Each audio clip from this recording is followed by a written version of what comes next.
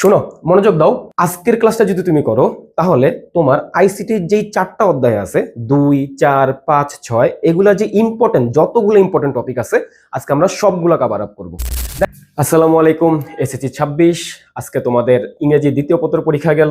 তোমাদের next exam হচ্ছে ICT, তথ্য ও যোগাযোগ প্রযুক্তি। আজকে আমরা আইসিটির প্রত্যেকটা ইম্পর্টেন্ট টপিক কভার করব।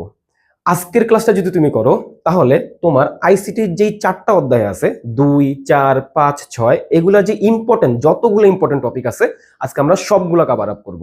দেখো, আমরা যদি শুরু করি, আমরা শুরু করতেছি চ্যাপ্টার 6 দিয়ে। তোমাদের আইসিটিতে কিন্তু 25টা এমসিকিউ আসবে, কোনো কিন্তু সিকিউ বা অন্য কোনো বর্ণনামূলক কোনো প্রশ্ন আসবে না, তাই না? আমরা এই পুরা ক্লাসটাতে 182টার মতো, খুব সম্ভবত 182টা এমসিকিউ সলভ করব। এই 182টা এমসিকিউ হচ্ছে তোমার আইসিটির সবচেয়ে সবচেয়ে সবচেয়ে গুরুত্বপূর্ণ কিছু টপিক। তো এই টপিকগুলো যদি তুমি কভার আপ করতে পারো, মোটামুটি বলা যায় যে তোমার আইসিটি একটা প্রিপারেশন হয়ে যাবে। দেখো, আমাদের প্রথম যে কোশ্চেনটা, এটা হচ্ছে চ্যাপ্টার 6 এর। আমরা চ্যাপ্টার 6 করব প্রথমে, তারপর চ্যাপ্টার 5 করব, তারপরে 4, তারপরে 2, মানে আস্তে আস্তে আমরা মুখস্থ পড়ার দিকে আগাবো, ঠিক আছে? এগুলো একটু বোঝার জিনিস আছে, এগুলো আগে করাই। আমাদের যে চ্যাপ্টার 6 এর প্রথম কোশ্চেনটা দেখো, কম্পিউটার কোন দুটি সংখ্যা সরাসরি বুঝতে পারে? এখন দেখো, আমাদের কম্পিউটার কি কি বুঝতে পারে? কম্পিউটার শুধুমাত্র বাইনারি সংখ্যা বুঝতে পারে, এবং বাইনারি জিনিসটা হচ্ছে কি 0 এবং 1। বাইনারি কি 0 এবং 1। তাহলে আমাদের এটা অ্যান্সার কত হবে? 0 এবং 1। তাহলে এটা অ্যান্সার। আমরা একটু ফাস্ট আগাবো। দেখো, প্রোগ্রামিং ভাষার কাজ কি? কথা বলা, নির্দেশ দেওয়া, ছবি আঁকা, কবিতা লেখা। দেখো, এখানে কথা বলা, ছবি আঁকা, কবিতা লেখা এগুলো তো সব আলতু ফালতু অপশন। নির্দেশ দেওয়া, এটা হচ্ছে আমাদের রাইট অ্যান্সার। প্রোগ্রামিং ভাষার কাজ কি? নির্দেশ দেওয়া। প্রোগ্রামিং ভাষাকে কিসে রূপান্তর করা হয়? প্রোগ্রামিং ভাষাকে মেশিন কোডে রূপান্তর করা হয়। আমি যদি তোমাকে দেখাই, আমরা প্রোগ্রামিং ভাষায় কিছু কোড লিখি এবং সেখান থেকে হচ্ছে আমরা কিসে কনভার্ট করি? সেটাকে মেশিন কোডে কনভার্ট করি। কেন মেশিন কোডে কনভার্ট করি? কারণ মেশিন কোড মানে হচ্ছে বাইনারি, যেটা হচ্ছে কিনা 0 এবং 1, যেটা কম্পিউটার বুঝতে পারে। দেখো, প্রোগ্রামিংটা আমরা বুঝতে পারতেছি, বাট আমাদের যে মেশিন কোড সেটা কে বুঝতে পারে? কম্পিউটার বুঝতে পারে। এবং আমাদের যেহেতু কম্পিউটারকে বুঝতে হবে, তাহলে আমাদের এটাকে কনভার্ট করতে হবে। তো প্রোগ্রামিং ভাষাকে কিসে রূপান্তর করা হয়? মেশিন কোডে রূপান্তর করা হয়। এখন দেখো, একটু কথা শুনো, যে আমাদের এই এমসিকিউ গুলো তো তুমি এমনি করতে পারতা, তাই না? তুমি বই দেখে বা গাইড দেখে করতে পারতা, তাহলে ভিডিও দেখার কি দরকার? শোনো, তুমি যা মন চায় করো। তুমি তোমার দৈনন্দিন যে কাজগুলো করতেছো, ধরে নাও খাবার খাইতেছো বা অন্য কোনো করতেছো, তো তুমি জাস্ট হচ্ছে এই ভিডিওটা চালু করে রাখো। ভিডিও চালু করে জাস্ট আমার কথাগুলো শুনতে থাকো। এই কথাগুলা তুমি যখন শুনবা, তোমার ব্রেন হচ্ছে এটাকে ক্যাচ করে ফেলবে। এক্সাম হলে যখন এই এমসিকিউ গুলো আসবে, তখন এইটা তুমি ধরতে পারবা যে আচ্ছা ঠিক আছে, আমি তো শুনছিলাম এটা, ভাইয়া তো এটা বলছিল, ঠিক আছে, এটা হচ্ছে এটার অ্যান্সার। 4 নম্বর কোশ্চেনটা কি? বাইনারি কোডকে কি ভাষা বলা হয়? বাইনারি কোডকে কি ভাষা বলা হয়? দেখো, মানুষের ভাষা, মেশিন ভাষা, পাইথন ভাষা, ল্যাটিন ভাষা। মেশিন ভাষা হবে। তারপরে কি? কম্পিউটার কোন ভাষা সরাসরি বুঝতে পারে? অবশ্যই মানুষের ভাষা হবে না, ইংরেজি ভাষা, মেশিন ভাষা হবে। তারপরে কি? প্রোগ্রামিং ভাষা ও মেশিন কোডের মধ্যে রূপান্তরের কাজটি কোন প্রোগ্রামের সাহায্যে করা হয়? এখন দেখো, রূপান্তরের যদি আমরা বলি যে কনভার্ট করতে হয় বা ট্রান্সলেট করতে হয়, এখন ট্রান্সলেটার বা বাংলা কি? অনুবাদ। তো আমাদের এখানে দেখো কি দেওয়া আছে? অনুবাদক, ফার্মওয়্যার, অ্যান্টিভাইরাস, অপারেটিং সিস্টেম। তাহলে এখানে কি হবে? দেখো, প্রোগ্রামিং ভাষা থেকে মেশিন ভাষায় রূপান্তরের কাজটি কে করে? এই যে আমরা যদি প্রোগ্রামিং লিখি, আমরা যদি এখানে মেশিন ভাষা লিখি, তাহলে এখান থেকে এখানে যায় হচ্ছে কিসের দ্বারা? অনুবাদকের দ্বারা। কিসের দ্বারা? অনুবাদকের দ্বারা।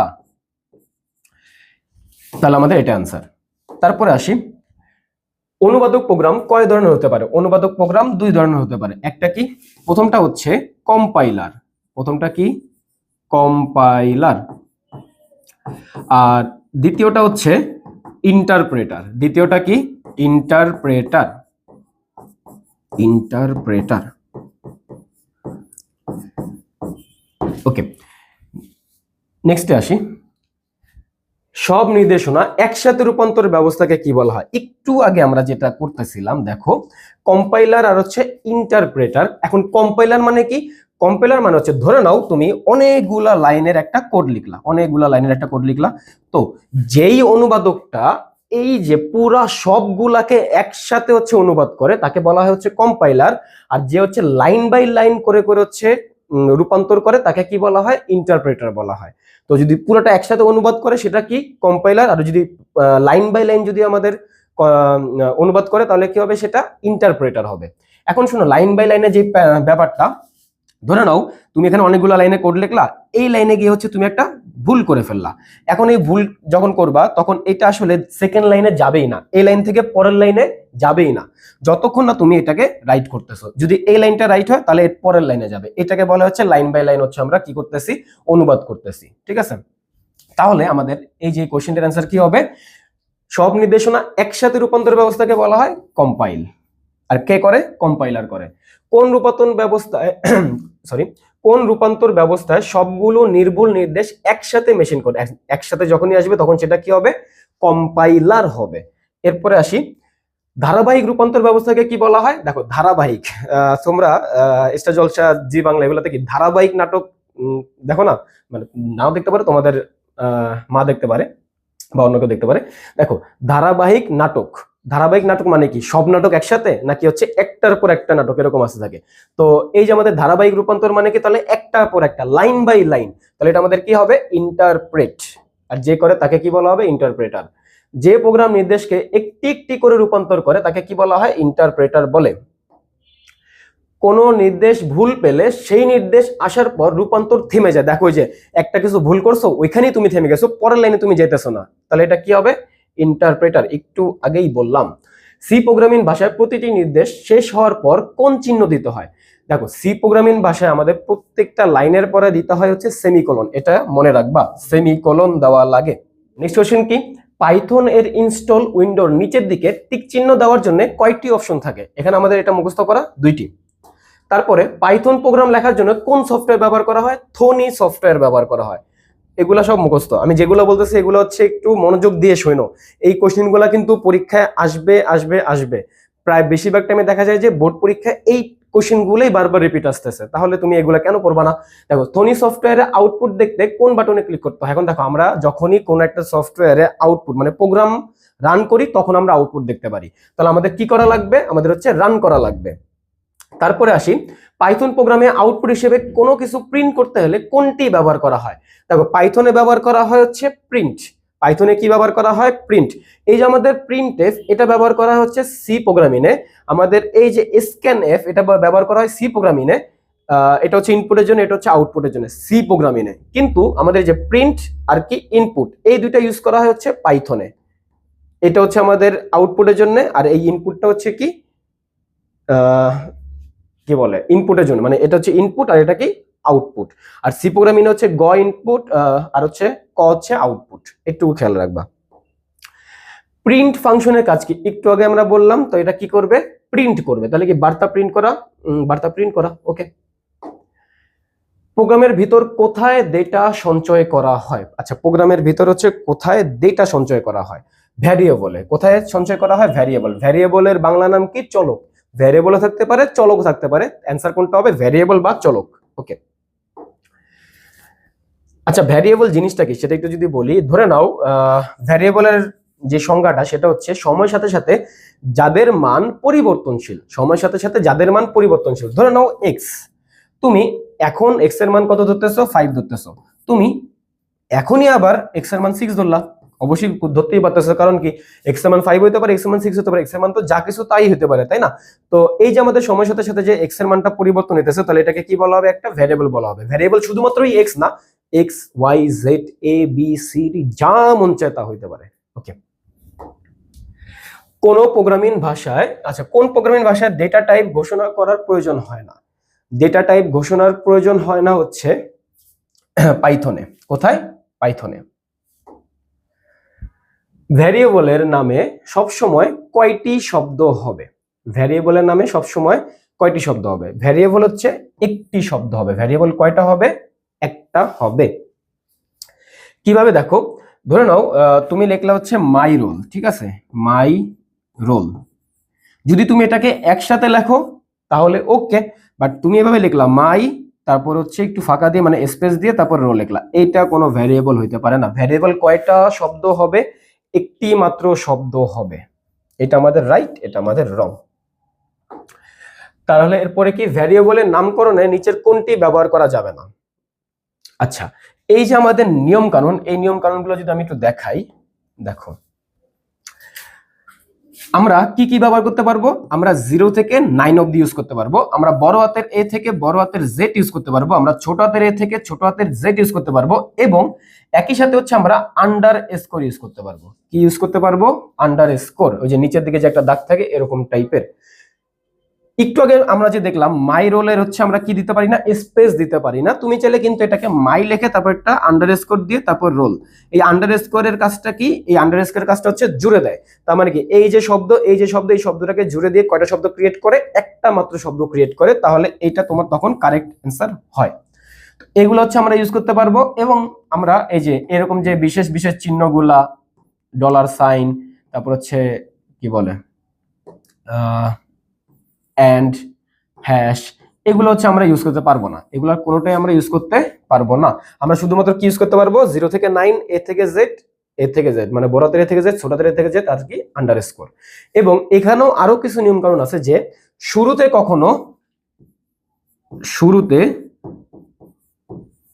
0 থেকে 9 হবে না, শুরুতে 0 থেকে 9 হবে না। তার মানে কি, তুমি কোনো ডিজিট দিয়ে শুরু করতে পারবে না, তোমাকে অবশ্যই কোনো একটা বর্ণ অথবা আন্ডারস্কোর দিয়ে শুরু করতে হবে। কোনো বর্ণ অথবা আন্ডারস্কোর, শুধুমাত্র কি ইউজ করা যাবে না? ডিজিট ইউজ করা যাবে না। ওকে, তো আমরা একটু দেখি তাহলে আমাদের এই যে ভ্যারিয়েবলের নামকরণে নিচের কোনটি ব্যবহার করা যাবে না। এই যে দেখো আমাদের বিশেষ চিহ্ন @ এটা ইউজ করা যাবে না। ভ্যারিয়েবলের নামের প্রথম অক্ষর হিসেবে কোনটি ব্যবহার করা যাবে? এই যে কোনটি ব্যবহার করা যাবে? আন্ডারস্কোর ইউজ করা যাবে। তারপরে কি, ভ্যারিয়েবলের নামে কোন চিহ্নটি ব্যবহার করা যাবে? ভ্যারিয়েবলের নামে ইউজ করা যাবে আন্ডারস্কোর। শোনো, মনোযোগ দাও, আমাদের এই যে এই এমসিকিউটা, এটা অনেক অনেক অনেক ইম্পর্টেন্ট এমসিকিউ, যে ভ্যারিয়েবলের কোন নামকরণটি ভুল, কোন ভ্যারিয়েবল বৈধ, কোন ভ্যারিয়েবল অবৈধ, কোনটা ভুল কোনটা ঠিক, এই টাইপের কোশ্চেনগুলো আসে, অনেক অনেক ইম্পর্টেন্ট। দেখো আমাদের এখানে দেখো কি দেওয়া আছে, XYZ1, এখানে আমাদের অ্যালফাবেট দেওয়া আছে, ডিজিট দেওয়া আছে, ডিজিট কিন্তু শুরুতে দেওয়া নেই, ঠিক আছে? ওকে, এটা রাইট আমাদের। তারপরে কি, আমাদের এখানে শুরু হয়েছে কি দিয়ে? আন্ডারস্কোর দিয়ে শুরু হয়েছে। তারপরে কি আমরা ইউজ করছি এখানে অ্যালফাবেট, ঠিক আছে?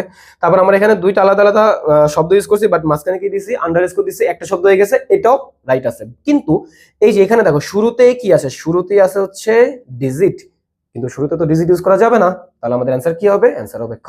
কারণ কি, আমাদের কি চাইছে? ভ্যারিয়েবলের কোন নামকরণটি ভুল, তাহলে এই নামকরণটি ভুল। কোনটি সঠিক ভ্যারিয়েবল, এটাও অনেক ইম্পর্টেন্ট এমসিকিউ। দেখো সঠিক ভ্যারিয়েবল হচ্ছে মাই নেম। দেখো দুইটা আলাদা আলাদা ওয়ার্ড, কোনো ইয়া দেওয়া নাই, আন্ডারস্কোর দেওয়া নাই। তারপর এখানে আমরা কি ইউজ করছি? @ ইউজ করছি, এটা ইউজ করা যাবে না। তারপর প্রিন্ট, এখন এখানে কথা হচ্ছে যে প্রিন্ট, আমরা কি জানি প্রিন্ট দিয়ে আমরা কি করি? পাইথনে প্রিন্ট দিয়ে আমরা করি হচ্ছে প্রিন্টের কাজ, বা কি বলে ছাপানোর কাজ, ঠিক আছে? তো আমরা আমাদের যেই পাইথন প্রোগ্রাম বা আমরা প্রোগ্রামিংয়ে আমরা কখনো কিওয়ার্ড ইউজ করতে পারবো না। কি ইউজ করতে পারবো না?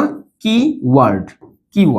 এখন এই কিওয়ার্ড কোনগুলা? যেরকম ধরে যে আমাদের প্রিন্ট একটা আছে, তারপর হচ্ছে আমরা সামনে আরো শিখবো যে ইফ, তারপর হচ্ছে হোয়াইল, ডু হোয়াইল, এই যে জিনিসগুলো আমরা কখনো হচ্ছে ভ্যারিয়েবলের নামকরণ ইউজ করতে পারবো না।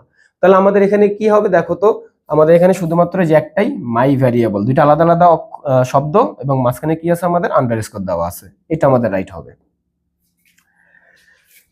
কোন ধরনের ভাষায় ছোট হাতের ও বড় হাতের একই অক্ষর আলাদা হিসেবে বিবেচনা করা হয়? দেখো আমাদের ছোট হাতের এ, এটার মানে হচ্ছে 97, আর বড় হাতের এ, এটার মান হচ্ছে কত? 65। এটা তোমরা হচ্ছে এইচএসসি তে জানতে পারবা, কলেজে ওঠো আগে, তারপর তোমাদের এগুলা খাওয়াই দেবো পুরা।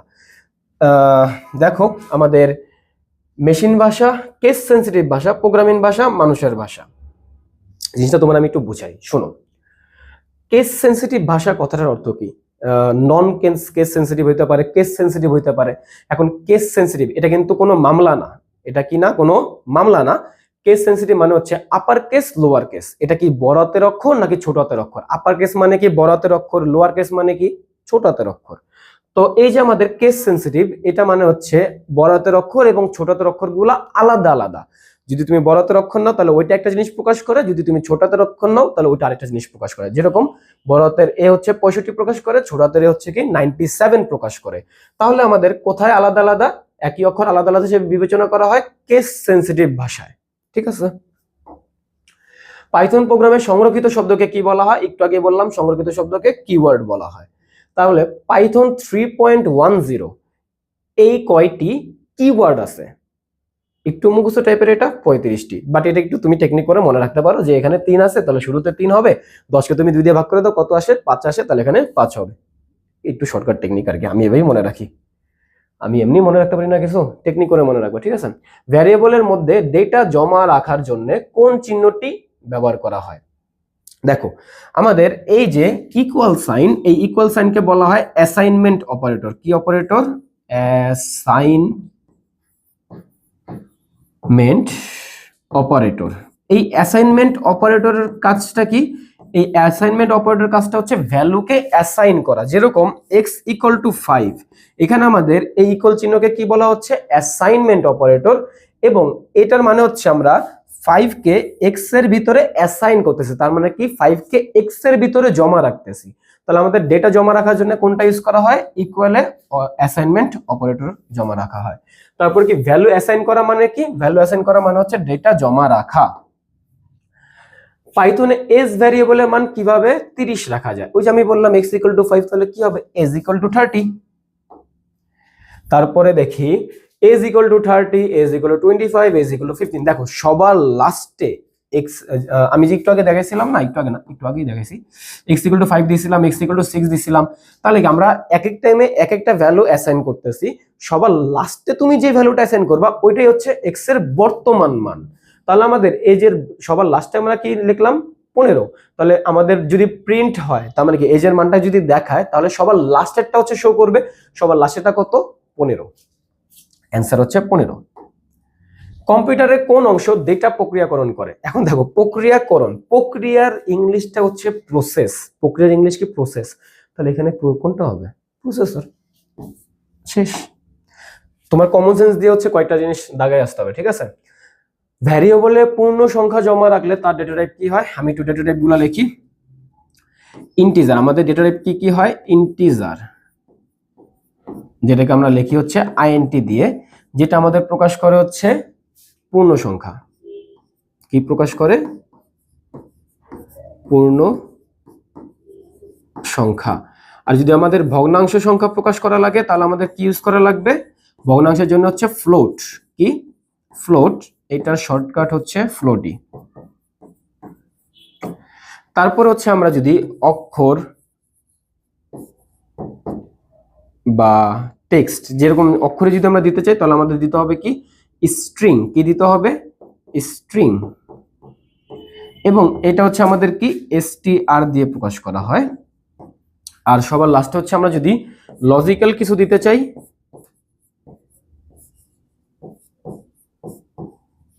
তাহলে আমাদের ইউজ করা লাগবে হচ্ছে, দেখো এই লজিক্যালটা কি, যদি আমরা বলি লজিক্যাল, সেটা হচ্ছে বুল। বুল যদি দাও তাহলে সেখানে কি কি হতে পারে? হয় 0 অথবা 1। যদি তুমি 0 দাও তাহলে সেটা কি হবে? সেটা হবে মিথ্যা। আর যদি তুমি 1 দাও সেটা কি হবে? সত্য। এটুকুই। এখন দেখো তো তাহলে আমাদের পূর্ণ সংখ্যার জন্য কোনটা? পূর্ণ সংখ্যার জন্য হচ্ছে আইএনটি। তারপরে মার্ক ইকুয়াল টু যদি 85 হয়, তাহলে এটা ভ্যারিয়েবলের ডেটা টাইপ কি? দেখো 85, এটা কি একটা পূর্ণ সংখ্যা? পূর্ণ সংখ্যা হলে এটা কি হবে? আইএনটি হবে। তারপরে কি? ভগ্নাংশ যুক্ত সংখ্যাকে ইংরেজিতে কি বলে? ভগ্নাংশ একটু আগে দেখছিলাম, ফ্লোটিং নাম্বার। str কিসের সংক্ষিপ্ত রূপ? এটাও মাত্র করে ফেললাম, স্ট্রিং। টেক্সট বা অক্ষর জাতীয় তথ্যকে কোন ভ্যারিয়েবলে জমা রাখা হয়? অক্ষরটাকে আমরা জমা রাখি হচ্ছে str এর ভিতরে। স্ট্রিং ভ্যারিয়েবলে কিসের মধ্যে তথ্য রাখা হয়? Single quotation, double quotation, first bracket, second bracket. First bracket, second bracket তুমি জানো, কিন্তু তুমি জানো না কি সিঙ্গেল কোটেশন, ডাবল কোটেশন। এটা অনেকেই জানো, অনেকেই জানো না। দেখো এটাকে বলা হয় সিঙ্গেল কোটেশন, এটাকে কি বলা হয়? Double quotation. ঠিক আছে? তো আমরা হচ্ছে স্ট্রিং ভ্যারিয়েবলে তথ্য কিসের ভিতরে জমা রাখি? আমরা জমা রাখি হচ্ছে সিঙ্গেল কোটেশনের ভিতরে। তুমি মনে রাখবা কি কিসের ভিতরে? সিঙ্গেল কোটেশনের ভিতরে। তারপরে কি? কোন ভ্যারিয়েবলে লজিক্যাল ডেটা রাখার জন্য তাদের কি হইতে হবে? বুল হইতে হবে। কি হইতে হবে? বুল। কোন ভ্যারিয়েবলের ডেটা টাইপ কোনটি সেটি বের করা যায় কোন ফাংশনের মাধ্যমে? কোন ফাংশনের মাধ্যমে? অবশ্যই সেটা বের করা যাবে হচ্ছে টাইপ ফাংশনের মাধ্যমে। তুমি মনে রাখবা, যদি আমরা ডেটা টাইপ বের করতে চাই তাহলে আমরা কোনটা ইউজ করব? আমরা ইউজ করব হচ্ছে টাইপ। কমন সেন্স এটাই বলে। দেখো নাম্বার ইকুয়াল টু কত 2.08, আমরা কি করতেছি প্রিন্ট করতেছি টাইপ নাম্বার। তাহলে এই যে নাম্বার এটা আসলে ডেটা টাইপটা কি, এটা হচ্ছে ডেটা টাইপটা ফ্লোট। তাহলে আমাদের কি কথা বলছে, দেখো প্রিন্ট কি করবে টাইপ, টাইপ মানে কি ডেটা টাইপটাই প্রিন্ট হবে, তাহলে আমাদের কি হবে ফ্লোট, ক্লাস কি ফ্লোট, এটা আমাদের প্রিন্ট হবে। তারপরে কি পাইথনে ডেটা টাইপ পরিবর্তন করা হয় কোন ফাংশনের মাধ্যমে, এটা হচ্ছে কাস্টিং কনস্ট্রাক্টর, এটা একটু মুখস্থ করে ফেলবা। পাইথনের ডেটা টাইপ পরিবর্তন করা হয় কাস্টিং কনস্ট্রাক্টর ফাংশনের মাধ্যমে। কি ফাংশনের মাধ্যমে, দেখো পাইথনের ডেটা টাইপ পরিবর্তন করা হয় কাস্টিং কনস্ট্রাক্টর ফাংশনের মাধ্যমে। টাইপ কাস্টিং ফাংশন নয় কোনটি, দেখো টাইপ কাস্টিং তুমি ইন্টিজার পড়ছিলা, তুমি ফ্লোট পড়ছিলা, তুমি স্ট্রিং পড়ছিলা, কিন্তু তুমি কি নাম পড়ছো, অবশ্যই তুমি নাম্বার পড়ো নাই। তাহলে এটা আমাদের অ্যান্সার, যে আমার কেন বলা হয়েছে যে নয়, নয় কোনটি। আচ্ছা পরীক্ষা হলে একটু খেয়াল রাখবা যে কোনটি কোনটি নয়, এগুলো একটু খেয়াল রেখো, নাহলে পস্তাবা। x ইকুয়াল টু int 3.4, এখানে x এর মান কত হবে, দেখো আমাদের এখানে ডেটা টাইপ কি দেওয়া আছে ইন্টিজার, তার মানে কি পূর্ণ সংখ্যা, বাট ভিতরের সংখ্যাটা কি ফ্লোটিং নাম্বার বা ভগ্নাংশ যুক্ত সংখ্যা। তো আমাদের যখন হচ্ছে বাইরে এই ইন্টিজার দেওয়া থাকবে, তার মানে আমাদের এই সংখ্যাটার ভিতরে শুধুমাত্র যেটুকু পূর্ণাংশ পার্ট আমরা শুধুমাত্র ওটুকু নেব। তাহলে পূর্ণাংশ কতটুকু 3, তাহলে আমাদের অ্যান্সার কত হবে 3, 3.0 না, কিন্তু আমাদের আইএনটি যদি সিলেক্ট করো এখানে কোনো পয়েন্ট আসবেই না, তাহলে পয়েন্ট ছাড়া কি আছে এখানে 3 আছে। প্রোগ্রামের ব্যবহারকারীর নিকট থেকে ডেটা ইনপুট নেওয়ার জন্য কোনটি ব্যবহার করতে হয়। আচ্ছা আমি তোমাকে বলছিলাম পাইথনে আমরা যখন ওই যে ইনপুট নেই তখন সেটাকে আমরা কি দিয়ে করি, ইনপুট লিখে তারপর একটা ফার্স্ট ব্র্যাকেট না, ওটাকে প্যারেনথেসিস বলা হয় আসলে, আমরা এগুলো ডিটেলসে জানবো এইচএসসি তে। পাইথনে আইএনটি ইনপুট ব্যবহার করার কারণে ভ্যারিয়েবলের ডেটা টাইপ কোনটি হবে। আচ্ছা আইএনটি ইনপুট, তাহলে কি হবে, এটা ইন্টিজার হবে যেহেতু আইএনটি দেওয়া পূর্ণ সংখ্যা। ভ্যারিয়েবল ইকুয়াল টু ইনপুট দেওয়া প্রিন্ট টাইপ। এখন এটা একটা না অনেক আজব একটা কোশ্চেন, দেখো কি তোমার এখানে টাইপ চাইছে, বাট এখানে তুমি যে ইনপুটটা নেবা সেটার কোনো ডেটা টাইপ দেওয়া আছে উপরে, যে আইএনটি ফ্লোট এগুলো কিছু দেওয়া নাই। তাহলে দেখো শোনো, মনোযোগ দিয়ে শোনো, আমাদের পাইথনে অটোমেটিকলি কি চলে আসবে, স্ট্রিং চলে আসবে। যদি তুমি ডেটা টাইপ না দাও তো ডেটা টাইপ অটোমেটিকলি কি চলে আসবে, স্ট্রিং। তাহলে স্ট্রিং অ্যান্সারটা হবে str, এই যে আমাদের এটা হচ্ছে কি রাইট অ্যান্সার। পাইথনের গুণ অপারেটর কোনটি, শুধুমাত্র পাইথন না যে কোনো প্রোগ্রামিংয়ের গুণ অপারেটর হচ্ছে স্টার। ভাগ কোনটা, স্ল্যাশ। মডুলো অপারেটর কোনটা, পার্সেন্ট। এখন মডুলো জিনিসটা কি দেখো, মডুলো এটা কি আমাদের মডিউলো অথবা কি মড না, কিন্তু আবার মড। এখন দেখো এই মড মানে কি, মড মানে হচ্ছে কি ভাগশেষ, মড মানে কি ভাগশেষ। তুমি যদি 5কে 2 দিয়ে ভাগ করো তাহলে দেখো তো 2 দুগুণে 4, তাহলে এখানে 2, এখানে কত হবে 4, তাহলে আমাদের ভাগশেষ কত থাকে 1। তাহলে এই জিনিসটাকে কিভাবে লেখা হয় দেখো, 5% তো না মডিউলো 5 মডিউলো 2 ইকুয়াল কত, আচ্ছা যদি এটা দাও 5 মডিউলো 2 তাহলে এটা অ্যান্সার কত আসবে, এটা অ্যান্সারটা হবে কত 1, কারণ কি আমাদের 5কে যদি 2 দিয়ে ভাগ করো তাহলে ভাগশেষটা কত হবে, ভাগশেষটা হবে হচ্ছে 1, জিনিসটা এরকম টাইপের। তারপরে আসি a equal to 4 b equal to কত 2, a equal to 4 b equal to 2, তাহলে a% b, তাহলে কি করতে বলছে 4কে 2 দিয়ে ভাগ করতে বলছে, সরি হ্যাঁ ঠিকই তো বলতেছি, 4কে তুমি 2 দিয়ে ভাগ করো তাহলে কত হবে 2 দুগুণে 4, ভাগশেষ কত 0, তাহলে অ্যান্সার কত হবে 0। নিচের কোনটি মডুলো, আচ্ছা এটা তো অলরেডি করছি, আচ্ছা এটা কোশ্চেনটা হয়তো ভুল আসছে। আচ্ছা রিলেশনাল অপারেটর সর্বমোট কয়টি, দেখো রিলেশনাল অপারেটর কোনগুলা, less than, greater than, less than equal, greater than equal, not equal, equal equal, এই 6টাকে কি বলা হয়, এই 6টাকে বলা হয় রিলেশনাল অপারেটর। এখন আসি দেখো পাইথন প্রোগ্রামে শর্ত সাপেক্ষে কোনো কাজ সম্পাদন, এখন দেখো শর্ত, যেখানেই শর্ত আসবে সেখানেই ইফ আসবে, শর্ত ইকুয়াল টু ইফ। প্রোগ্রামে ইফ কোন অর্থে ব্যবহার করা হয়, যদি, তারপরে কি ইফ এর মধ্যে দেওয়া শর্তের মান যদি সত্য হয় তাহলে কি হবে, তাহলে হচ্ছে পরবর্তী লাইনে বর্ণিত কাজগুলো সম্পাদন হবে। যদি ওই জিনিসটা তুমি ইফ এর ভিতরে তুমি হচ্ছে যে শর্ত দিছো সেটা সত্য, তাহলে ইফ এর পরে যে লাইনটা লিখছো ওইটা রান করবে।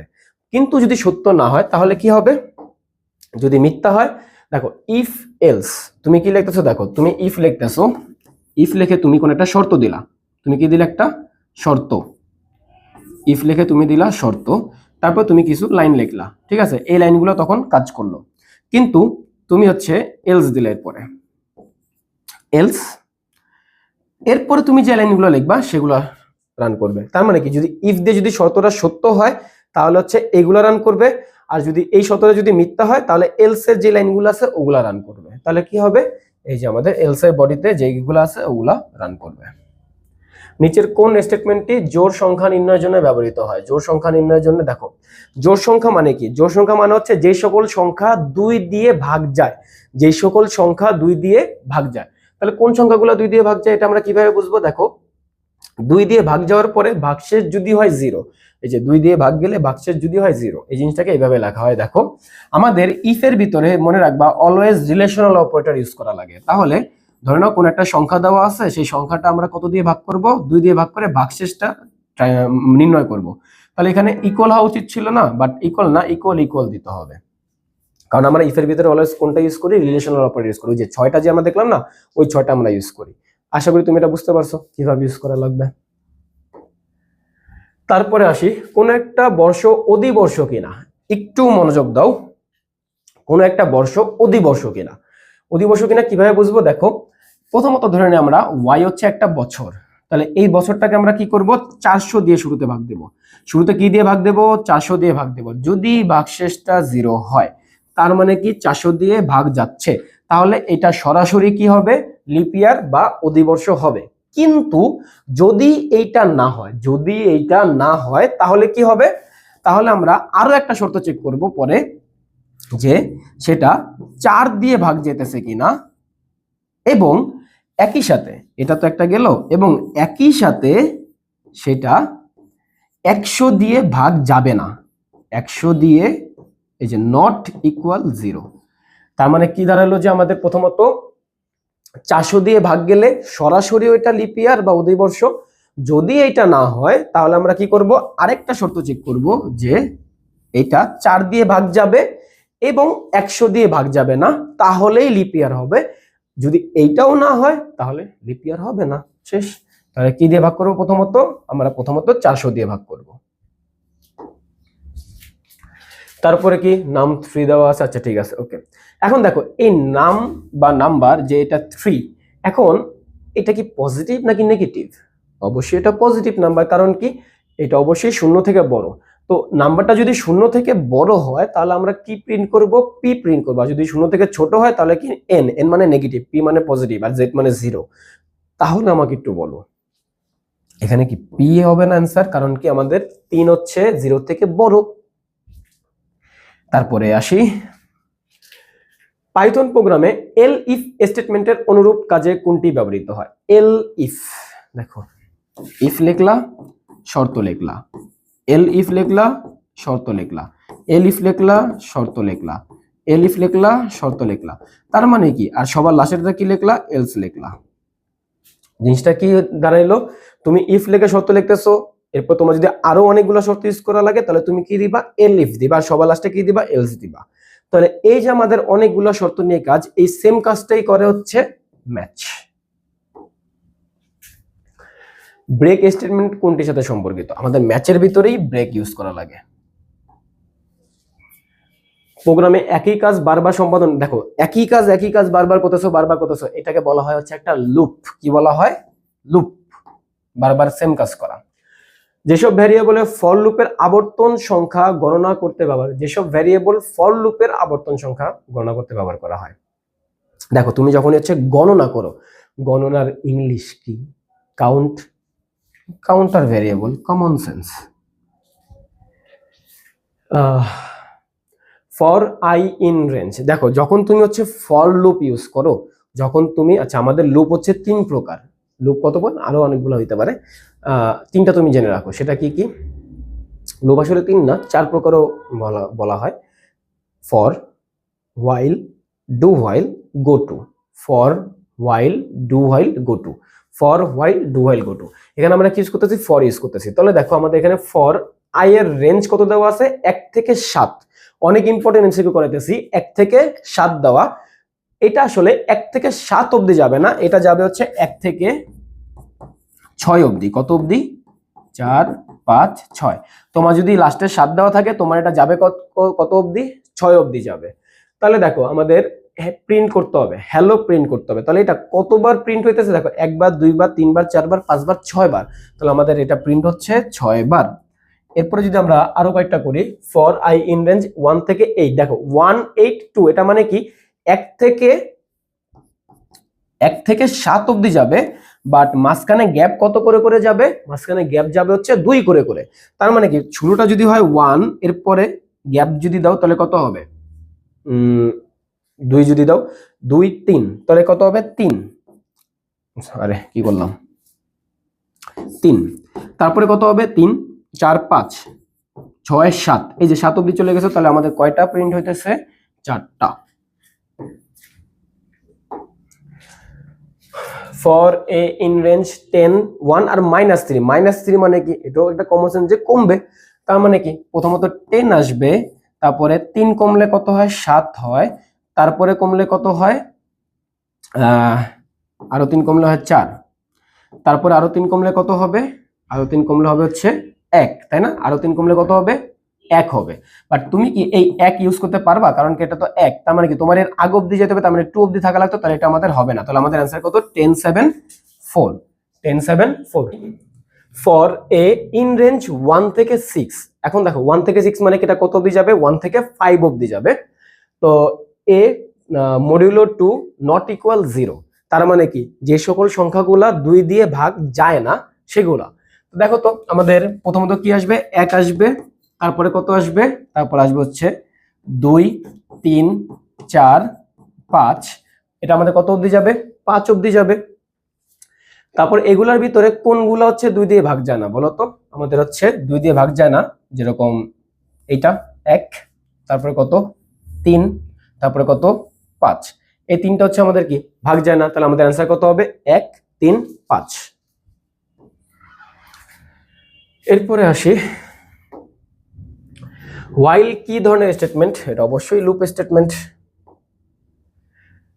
কি বলছিলাম? লুপ আমাদের কয়টা? লুপ হচ্ছে 4টা, ফর, while, do while আর কি go to। Count equal to 1 দেওয়া আছে, while count 5, আচ্ছা এটা কাউন্ট 5 না, এটা হচ্ছে লেস দেন ইকুয়াল হবে, less than equal. while count less than equal to 5 print ICT. এরপরে আমরা কাউন্টের মান এক এক করে করে বাড়াইতেছি। দেখো যে count equal to count plus 1, এটার মানে কি কাউন্টের মানটা আমরা কত করে করে বাড়াই? 1 করে করে বাড়াই। তাহলে কাউন্টের বর্তমান ভ্যালু কত? বর্তমান ভ্যালু হচ্ছে 1। এইটা 5 এর সমান এবং ছোট ম্যাচ করতেছে, তার মানে কি আমাদের আইসিটিটা প্রিন্ট হবে।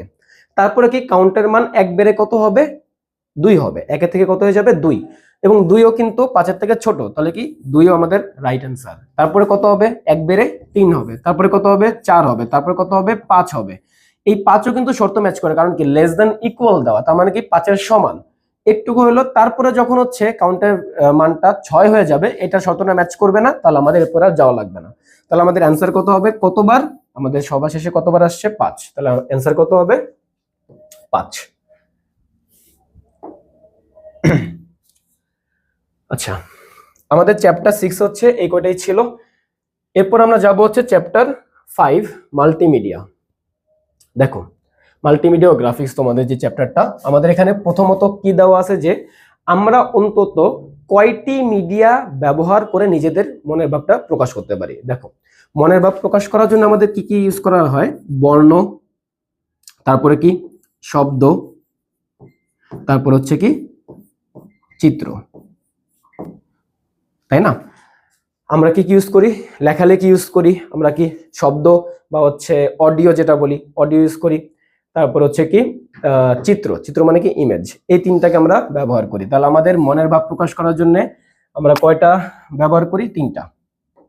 এই সেম কোশ্চেন যে মাল্টিমিডিয়ার মাধ্যম কয়টি? 3টি।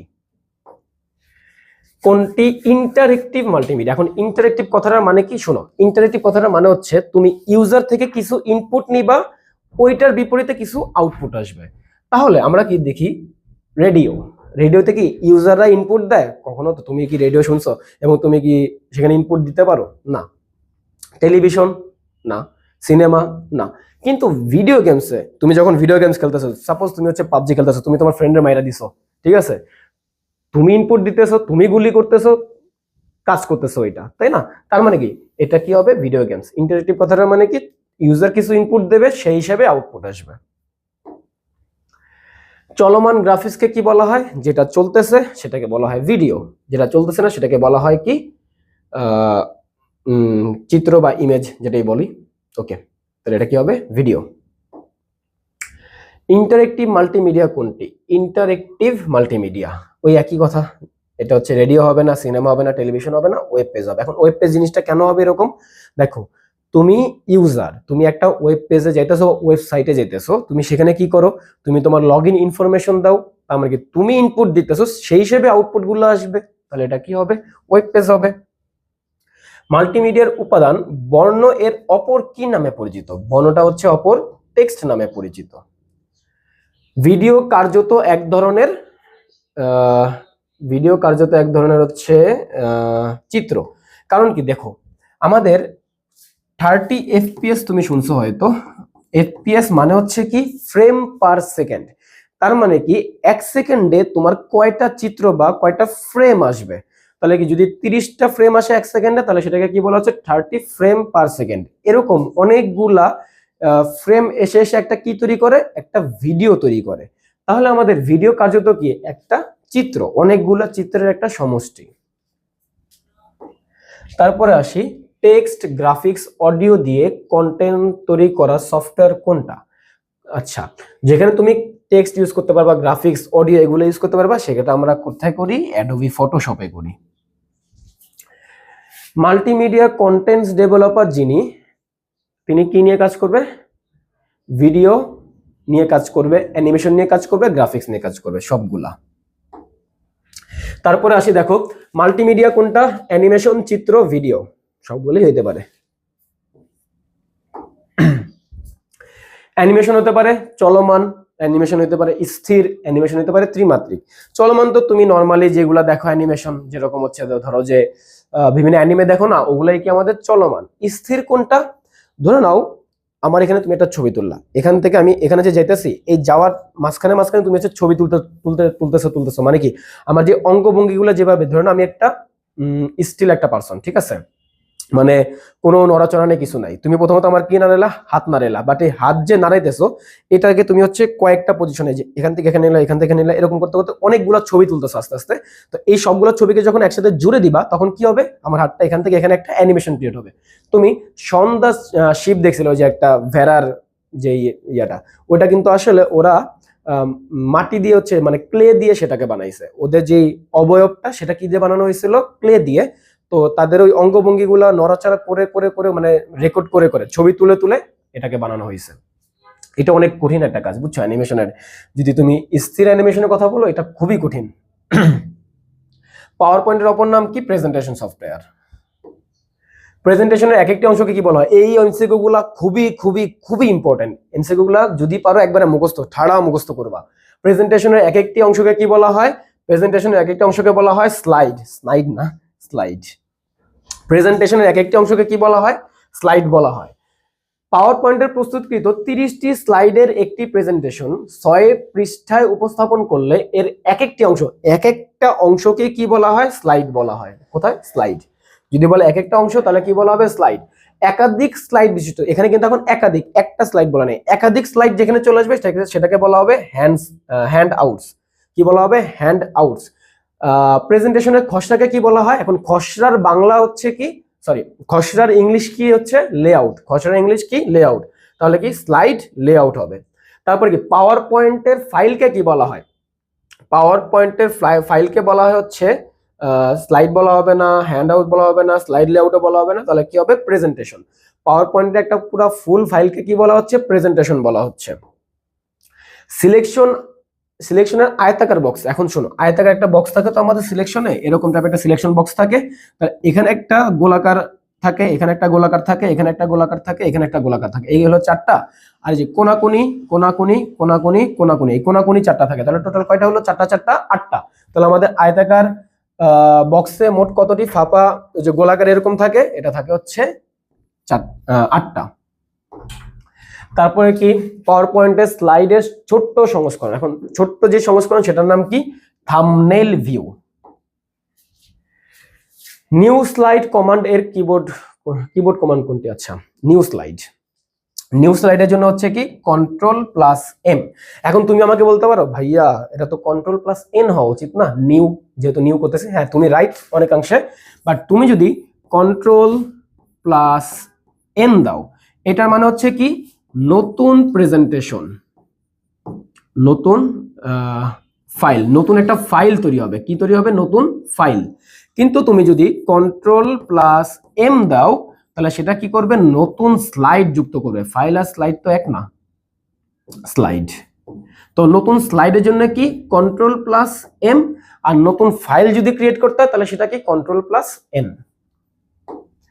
তারপরে আসি প্রেজেন্টেশনের মাঝামাঝি কোনো অবস্থানে থাকা অবস্থায় যদি তুমি স্লাইড থেকে পরবর্তী স্লাইডে প্রদর্শন শুরু করতে চাও তাহলে কি করতে হবে? আচ্ছা দেখো, তুমি প্রেজেন্টেশনের একটা স্লাইডে আসো এবং ওই স্লাইড থেকে তুমি বাকি স্লাইডগুলোকে সবাইকে দেখাতে চাও, তাহলে তোমার কি করতে হবে? Shift+F5 এ ক্লিক করতে হবে। কিন্তু যদি তুমি একবারে শুরু থেকে দেখাতে চাও তাহলে সেটা কি হবে? শুধুমাত্র F5 হবে। শুধু কিবোর্ড থেকে F5 এ ক্লিক করলে শুরু থেকে হচ্ছে প্রেজেন্টেশনটা শুরু হবে। আর যদি Shift+F5 চাপ দাও তাহলে তুমি যেই স্লাইডে আসো ওই স্লাইড থেকে সেই স্লাইড শোটা শুরু হবে। তারপরে আসি প্রেজেন্টেশনের স্লাইড প্রদর্শনের জন্য কি কমান্ড কোনটি? এটা হচ্ছে কি F5। স্লাইড শো উইন্ডো থেকে সম্পাদনার উইন্ডোতে। আচ্ছা এখন তুমি সবাইকে এই প্রেজেন্টেশনটা দেখাইতেছো, ওইখান থেকে তুমি আবার হচ্ছে তোমার যেই ওয়ার্কিং স্পেস সেইখানে ব্যাক করবা। তাহলে সেটার জন্য কি করা লাগবে? সেটার জন্য আমাদেরকে ESC, যার পুনরূপ হচ্ছে কি এসকেপ বাটনে ক্লিক করতে হবে। পাওয়ার পয়েন্ট প্রেজেন্টেশনে নতুন স্লাইড যুক্ত করার জন্য দেখো নতুন স্লাইডের কথা বলা হয়েছে, তাহলে Ctrl+N তো হবে না, তাহলে কি বুঝতে পারতেছো 1 আর 3 आंसर হবে, যে হোম থেকে নিউ স্লাইড অথবা Ctrl+M 1 ও 3। স্লাইডে ব্যাকগ্রাউন্ড যুক্ত করার জন্য কোন মেনু ব্যবহৃত হয়? ব্যাকগ্রাউন্ড, শোনো, যেখানে তুমি হচ্ছে ব্যাকগ্রাউন্ডের কথা চলে আসবে সেটা হচ্ছে কিসের আন্ডারে চলে আসে? ডিজাইনের আন্ডারে চলে আসে। একটি স্লাইড থেকে পরবর্তী স্লাইডে যাওয়ার সময় ব্যবহার করা হয় হচ্ছে ইফেক্ট, এবং আমাদের পাওয়ার পয়েন্টের এই ইফেক্টগুলোকে কি বলা হয়? ট্রানজিশন বলা হয়। আমরা কি ইউজ করি? ইফেক্ট ইউজ করি, এবং এই ইফেক্টগুলোর নাম কি? ট্রানজিশন। স্লাইড ট্রানজিশন নমুনা কোন মেনুতে পাওয়া যায়? এই যে ট্রানজিশনগুলো এগুলো থাকে হচ্ছে অ্যানিমেশনসের ভিতরে। কোথার ভিতরে? অ্যানিমেশনসের ভিতরে। স্লাইডে ভিডিও যুক্ত করতে হলে কোনটি ব্যবহার করা হয়? শোনো, যখনই তুমি কোনো ভিডিও, কোনো ছবি এগুলা ইনসার্ট করবা, যেহেতু ওই যে ইনসার্ট কথাটা বলে ফেলছি, তাহলে এটা কি হবে? আমাদের কোথায় গিয়ে করতে হবে? ইনসার্টের ভিতর যেয়ে করতে হবে। স্লাইডে ব্যাকগ্রাউন্ড যুক্ত করার জন্য কি কি প্রয়োজন? দেখো, স্লাইডে তুমি ব্যাকগ্রাউন্ড যুক্ত করতেছো, স্লাইড তুমি খোলা রাখবা এবং সিলেক্টেড রাখবা, কমন সেন্স এটাই বলে। তারপরে কি স্লাইডটি নিষ্ক্রিয় করে দেওয়া। তুমি স্লাইড নিষ্ক্রিয় কেন করবা? তুমি তো স্লাইডই থাকবা, ওটাকে অ্যাক্টিভ রাখতে হবে। তারপর কি ডিজাইন মেনুতে যাওয়া। ঠিক আছে, ব্যাকগ্রাউন্ড আমরা ডিজাইন মেনুতেও গিয়ে করতে পারি। তাহলে আমাদের কি হবে? 1 এবং 3 आंसर, কারণ তুমি নিষ্ক্রিয় তো করবা না, তাহলে 1 ও 3। এরপর আসি, আচ্ছা আমাদের চ্যাপ্টার 5 শেষ, আমাদের এখন শুরু হবে হচ্ছে চ্যাপ্টার 4, আমার লেখালেখি ও হিসাব। এখানে দেখো প্রথমে কি বলা হয়েছে? ওয়ার্ড প্রসেসরে বারবার প্রয়োজনীয় ডকুমেন্ট কিভাবে সংরক্ষণ করলে সময় সাশ্রয় হয়। যখন তুমি কোনো একটা কিছুকে বারবার জাস্ট এডিট করবা, তো তুমি সেটাকে কি করে রাখবা? একটা টেমপ্লেট হিসেবে তৈরি করে রাখবা। টেমপ্লেট মানে কি? তুমি আগে থেকে কিছু প্রিপেয়ার করে রাখতেছো, তুমি বারবার ওটাকে এডিট করবা। তাহলে আমাদের এটা কি আকারে? টেমপ্লেট আকারে সেভ করা। ওয়ার্ড প্রসেসিং, দেখো প্রসেস শব্দের বাংলাটা কি? প্রসেস শব্দের বাংলাটা হচ্ছে প্রক্রিয়া। প্রসেসের বাংলা কি? প্রক্রিয়া। তাহলে ওয়ার্ড প্রসেসিং এর কি হবে? শব্দ প্রক্রিয়াকরণ। ওয়ার্ড প্রসেসিং এর নতুন ডকুমেন্ট খুলতে হলে কোনটিতে ক্লিক করতে হয়? আচ্ছা, নতুন, নিউ। কোন কমান্ড ব্যবহার করে বড় কোনো ডকুমেন্ট অল্প সময় শব্দ খোঁজা যায়? এখন শোনো, শব্দ খোঁজা এটা আমরা কি দিয়ে করি? খোঁজার বাংলা কি? খোঁজার ইংলিশ কি? ফাইন্ড। আচ্ছা ঠিক আছে, ফাইন্ড। কিন্তু এখানে তো সবগুলাই ফাইন্ড দেওয়া আছে। আচ্ছা, আমাদের মাইক্রোসফট ওয়ার্ড বলো বা ওয়ার্ড প্রসেসিং সফটওয়্যার যেগুলো আছে ওগুলোতে বলো, ওখানে আমরা কি ইউজ করি? Find and replace. Find and replace. তাহলে ফাইন্ড রিপ্লেস কোন জায়গায় আছে? দেখো, ফাইন্ড রিপ্লেস। বানান সংশোধন, যেহেতু বানান আসছে তাহলে এখানে কি হবে? দেখো, স্পেল চেকার আছে, তাহলে বানান সংশোধন কে করে? স্পেল চেকার করে। বানানের ইংলিশ কি? স্পেল। ওকে, রিবনের কোন আইকনে ক্লিক করলে মেনু আসবে? আচ্ছা, রিবনের আমরা যদি হোম বাটনে ক্লিক করি তাহলে আমাদের কি আসবে? আমাদের মেনু আসবে। লেখালেখির জন্য কোন সফটওয়্যার ব্যবহার করা হয়? Word processor. ডকুমেন্ট সেভ করার কিবোর্ড কমান্ড কোনটি? দেখো, তুমি যদি কিবোর্ড থেকে Ctrl+S দাও তাহলে আমাদের কি ডকুমেন্টটা সেভ হয়ে যাবে। কোন কমান্ড ব্যবহার করে বড় কোনো ডকুমেন্ট অল্প সময় শব্দ খোঁজা যায়? একটু আগে যে আমরা দেখলাম যে ফাইন্ড রিপ্লেস, ওই কাজটা করা হচ্ছে Ctrl+F এর দ্বারা। Ctrl+F ক্লিক করলে তুমি ওই শব্দটাকে খুঁজতে পারবা। কোন ডকুমেন্ট প্রথমবার সংরক্ষণ, দেখো শোনো, তুমি যদি প্রথমবার কোনো একটা ফাইলকে সেভ করতে চাও তাহলে কি করতে হবে? তোমাকে সেভ অপশনে ক্লিক করতে হবে। সেভ অপশনে ক্লিক করতে হবে, কিন্তু সেভ এজ এর তাহলে কাজটা কি? সেভ এবং সেভ এজ দুটো তো আলাদা। তুমি যদি কোনো একটা ফাইলকে ভিন্ন কোনো ফরম্যাটে সেভ করতে চাও, ধরে নাও তোমার কাছে দেওয়া আছে হচ্ছে কি বলে ওয়ার্ড ফাইল, তুমি সেটাকে সেভ করবে হচ্ছে পিডিএফ ফাইলে, তাহলে তুমি তখন কি ইউজ করবা? সেভ অ্যাজ ইউজ করবা। দেখো এই যে একই ডকুমেন্টকে ভিন্ন নামে সংরক্ষণ করা। ওকে, বাংলা টাইপের জন্য কোন ফন্টটি বাছাই করতে হয়? দেখো এখানকার ভিতরে বাংলা ফন্ট হচ্ছে সুটনি এমজে। তোমরা বই খাতায় যেই ফন্ট দেখো, ফন্ট মানে কি? বিভিন্ন টাইপের অক্ষর, যেরকম ধরে নাও ফন্ট হইতে পারে মোটা অক্ষর, ফন্ট হইতে পারে সেটা পেঁচানো অক্ষর, এগুলোকে এক একটা ফন্ট। তো তোমরা বই খাতাতে যে ফন্টটা দেখো সেটা কি? সুটনি এমজে। পূর্বে সংরক্ষিত ডকুমেন্ট খুলতে ব্যবহার করা হয় কোনটি? পূর্বে সংরক্ষিত, আগে থেকে। তাহলে নিউ তো হবে না, কমন সেন্স তো এটা বলে না যে নিউ হচ্ছে আমাদের পূর্বে, নিউ তো পূর্বে না, নিউ কি নতুন। তাহলে কি হবে? Ctrl+O আর কি ওপেন, 1 আর 3 অ্যান্সার। ওকে, 1 আর 3 অ্যান্সার। বুলেট এন্ড নাম্বার কোন মেনুতে থাকে? বুলেটিং, নাম্বারিং এগুলা থাকে হচ্ছে দেখো আমাদের হোম, তারপর ইনসার্ট, তারপর ভিউ, তারপর হচ্ছে কি ফাইল, এগুলা থাকে হচ্ছে দেখো হোমে। কোথায় থাকে? বুলেটিং নাম্বারিং থাকে হোমে। লেখালেখির জন্য বিভিন্ন স্টাইলের অক্ষরকে, যে একটু আগে বললাম যে আমাদের বিভিন্ন টাইপের হচ্ছে ফন্ট থাকে, তাই না? যে পেঁচানো অক্ষর এগুলা টাইপের, তাহলে এটা আমাদের কি হবে? ফন্ট হবে। হোম ট্যাবের কোন গ্রুপে বুলেট ও নম্বরের আইকন কমন পাওয়া যায়? আচ্ছা, বুলেট এবং নম্বর হোম ট্যাবের কোন গ্রুপে? হোম ট্যাবে গেলা, হোম ট্যাবে যাওয়ার পরে তুমি যদি প্যারাগ্রাফ গ্রুপে যাও তাহলে তুমি কি পাবা? বুলেটিন এন্ড নাম্বারিং এই আইকনগুলা পাবা। প্যারাগ্রাফের নির্বাচিত অংশকে গাঢ় করতে নিচের কোনটি ব্যবহার করা হয়?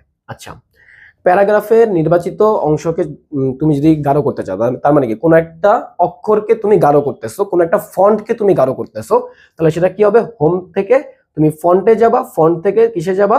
বি। ফন্ট থেকে কিসে যাবা? বি। বি মানে হচ্ছে কি? বোল্ড। ঠিক আছে, গাঢ় মানে কি? বোল্ড করা। ডকুমেন্টে পৃষ্ঠা নম্বর দেওয়ার জন্য রিবনের ইনসার্ট ট্যাবের কোন গ্রুপে ক্লিক করতে হয়? আচ্ছা দেখো, পৃষ্ঠা নম্বর তুমি কি করতেছো? আচ্ছা, পৃষ্ঠা নম্বর কোথায় দেওয়া থাকে বলো তো? পৃষ্ঠা নম্বর দেওয়া থাকে হচ্ছে একটু নিচের দিকে, তাই না? বা উপরের দিকে, যেখানে দাও। তো এগুলো আসলে কি? এগুলো হচ্ছে header and footer. Header and footer, উপরের দিকে যেটা থাকে সেটা কি? হেডার, আর হচ্ছে নিচের দিকে যেটা থাকে সেটা কি? ফুটার। হেডার ফুটার কোথায় থাকে? দেখো আমাদের ডকুমেন্টের পৃষ্ঠা নম্বর দেওয়ার জন্য রিপোর্টের ইনসার্ট ট্যাবে কোন গ্রুপে ক্লিক করতে হবে? হেডার ফুটার গ্রুপে ক্লিক করতে হবে। ডকুমেন্টে কোনো ছবি যোগ করতে, দেখো ছবি যোগ করতেছে, ছবি ইনসার্ট করতেছে, তাহলে আমাদের কি করতে হবে? ইনসার্ট ট্যাবে যেতে হবে। নতুন প্যারাগ্রাফ তৈরি করতে কিবোর্ডের কোন কি চাপতে হবে? দেখো নতুন প্যারাগ্রাফ মানে কি? ধরে নাও তুমি তোমার মোবাইলে আসো, তুমি তোমার মোবাইলে ওই যে নিচের দিকে ডান দিকে হচ্ছে একটা অ্যারো টাইপের একটা সিম্বল থাকে না, তো ওটাতে ক্লিক করলে কি হয়? তুমি হচ্ছে নিচের লাইনে চলে আসো। তার মানে কি? আমরা প্যারাগ্রাফ দিয়ে কি করি? আসলে নতুন একটা লাইন ক্রিয়েট করতেছে এরকম টাইপে। তো এটার জন্য আমাদের কি কোনটা ইউজ করা লাগবে? এন্টার কি। তুমি যদি কিবোর্ড থেকে আসো তাহলে কিবোর্ডে কোন কি প্রেস করা লাগবে? এন্টার কি প্রেস করা লাগবে। ডকুমেন্টে কোন টেবিল যোগ করতে হলে কোন ট্যাব ব্যবহার করতে হয়? দেখো তুমি কি করতেছো? একটা টেবিলকে ইনসার্ট করতেছো, ইনসার্ট কথাটা যেখানেই চলে আসে সেটা আমাদের কি হবে? ইনসার্ট অ্যান্সার হবে। ইলাস্ট্রেশন গ্রুপে থাকে কোনটি? Clip art. ইলাস্ট্রেশন। ডকুমেন্ট লেখার মার্জিন ঠিক করতে হলে রিবনের কোন ট্যাবে ক্লিক করতে হবে? দেখো এখানে ক্লিক করতে হবে হচ্ছে পেজ লেআউট। এখন পেজ লেআউট কথাটা মানে কি আমি তোমাকে একটু বুঝাই। লেআউটের বাংলাটা হচ্ছে কাঠামো। লেআউটের বাংলা কি? কাঠামো। তোমার একটা পেজ দেখতে কেমন হবে, সেটা কি A4 সাইজের পেপার হবে নাকি অন্য কোনো সাইজের পেপার হবে, সেটার মার্জিন কেমন হবে, সেটা কি হরাইজন্টাল হবে নাকি ভার্টিক্যাল হবে, এই সবগুলা মানে ল্যান্ডস্কেপ নাকি হচ্ছে পোর্ট্রেট কোনটা হবে, সেই সবগুলা কোথায় পাওয়া যায়? পেজ লেআউটে গেলে পাওয়া যায়। তাহলে আমাদের অ্যান্সার কি হবে? Page layout. তারপরে ডকুমেন্টে ওয়ার্ড আর্ট যোগ করার জন্য কোন মেনু সাহায্য নিতে হয়? এখন দেখো ওয়ার্ড আর্ট কোথায় থাকে? ওয়ার্ড আর্ট থাকে হচ্ছে আমাদের ইনসার্টে। যেহেতু আমরা যোগ করতেছি ওয়ার্ড আর্ট, এটা কি আমরা করব? যোগ করব, ইনসার্ট করব। তাহলে আমাদের কোথায় থাকবে? এটা ইনসার্টে থাকবে। পৃষ্ঠার নম্বর দেওয়ার কমান্ড কোনটা? পৃষ্ঠার নম্বর আমরা কোথায় দিতে পারি? পৃষ্ঠার নম্বর দিতে পারি হচ্ছে ইনসার্টে। ইনসার্টে যে বলছিলাম, ইনসার্ট আমরা কিসে যাব? হেডার ফুটারে যাব, তাই না? ওকে, এটা আমাদের অ্যান্সার। ওয়ার্ড প্রসেসরে প্রোগ্রামিং লেখালেখির সাজসজ্জার তালিকার ধারাবাহিকতা রাখতে কোনটি ব্যবহৃত? আচ্ছা ঠিক আছে, তুমি এত কিছু বাদ দাও, নাম্বার এন্ড বুলেট দেওয়া আছে, নাম্বারিং বুলেটিং এটা পড়াইছি, সিম্বল তো পড়াই নেই, তাহলে আমাদের অ্যান্সার কি হবে? 2 এবং 3। ওয়ার্ড প্রসেসরের ডকুমেন্ট সম্পাদনায় যে সুবিধা পাওয়া যায়, বানান সংশোধন করা যায়, লেখা মুছে ফেলা যায়, লেখা সংরক্ষণ করা যায়, সবগুলাই করা যায়। হিসাব নিকাশের জন্য কোন ধরনের সফটওয়্যার প্রয়োজন? স্প্রেডশিট সফটওয়্যার প্রয়োজন, যেটা কিনা আমাদের মাইক্রোসফট এক্সেলের কাজটা আর কি। এয়ারলাইন্স রিজার্ভেশনে কোন সফটওয়্যার ব্যবহার করা হয়? স্প্রেডশিট সফটওয়্যার ব্যবহার করা হয়। স্প্রেডশিটে কলামগুলোকে কি দ্বারা প্রকাশ করা হয়? দেখো ধরে নাও আমাদের একটা এক্সেল শিট আছে এরকম, এখানে অনেকগুলা কলাম আছে, কলাম আছে, কলাম আছে, কলাম আছে, এখানে অনেকগুলা সারি আছে, সারি আছে, সারি আছে। ওকে, তো আমাদের এই কলামগুলাকে লেখা হচ্ছে ABCD এরকম দ্বারা যেতে থাকো। আর আমাদের সারিগুলাকে লেখা হচ্ছে সারিগুলাকে লেখা হয় কি দ্বারা? 1 2 3 4 এরকম, ঠিক আছে? তাহলে কলামগুলো কি হবে? কলামগুলো হবে ABC। ওয়ার্কশিটের সিলেক্ট করা ঘর সমষ্টিকে কি বলা হয়? দেখো ওয়ার্কশিটে সিলেক্ট করা ঘর সমষ্টি, তার মানে কি এখানে অনেকগুলা ঘর চলে আসছে। যখনই তোমার হচ্ছে অনেকগুলা ঘর চলে আসবে, সেটাকে আমাদের কি হবে? সেটা হবে হচ্ছে রেঞ্জ। কি হবে? অনেকগুলা ঘর চলে আসলে সেটা কি হবে? রেঞ্জ। কিন্তু যদি একটা সিঙ্গেল একটা ঘর হয়, সেটাকে আমরা কি বলি? সেল বলি। সিঙ্গেল একটা ঘর হলে সেল, আর অনেকগুলা ঘর হলে রেঞ্জ। দেখো স্প্রেডশিটে B1 কোনটা নির্দেশ করে? আমরা যদি একটু চিত্রটা দেখি এর আগে যেটা আঁকলাম, দেখো B1, এই যে এটা B এবং এটা কি 1, তাহলে কি এই যে এই ঘরটা, তাহলে এইটা কি একটা সিঙ্গেল ঘর না? তাহলে এটাকে কি বলা হবে? সেল বলা হবে। একটা সিঙ্গেল ঘরের জন্য এটা কি? সেল। আর যদি অনেকগুলা ঘর আসে সেটা কি? রেঞ্জ। পরীক্ষার ফলাফল প্রস্তুত করার জন্য কোন সফটওয়্যার ব্যবহার করা হয়? পরীক্ষার ফলাফলের জন্য স্প্রেডশিট ইউজ করা হয়। স্টার চিহ্ন দ্বারা বলছিলাম, আমাদের স্টার চিহ্ন কি প্রকাশ করে? গুণ প্রকাশ করে। ফাংশনের পূর্বে কোনটি ব্যবহৃত? এখন ফাংশন কি? ধরে নাও হচ্ছে আমরা যোগ করব। আমরা কি করব? যোগ। তাহলে আমরা কি লিখবো? আমরা লিখবো সাম। সাম ধরে নাও হচ্ছে A1 আর হচ্ছে কি B1 কে আমরা হচ্ছে যোগ করব। তাহলে কি A1, B1। ঠিক আছে, ভালো কথা। কিন্তু এই যে আমরা যে সূত্রটা ইউজ করতেছি, এই সূত্রগুলোর আগে আমাদের কি দিতে হয়? ইকুয়াল চিহ্ন দিতে হয়। আমাদের যেই এক্সেল বা বলো হচ্ছে স্প্রেডশিট, এটা যে সূত্রগুলো, সেই সূত্রগুলোর আগে কি দিতে হয়? ইকুয়াল সাইন দিতে হয়। তাহলে আমাদের এই যে ফাংশন, এগুলো কি এক একটা ফাংশন, তাহলে কি ফাংশনের পূর্বে কোনটা ব্যবহার করতে হবে? সমান চিহ্ন ইউজ করতে হবে। দেখো এখানে স্প্রেডশিটে গুণ করার সূত্র কোনটি? গুণ করে কি দিয়ে? স্টার চিহ্ন দিয়ে, স্টার।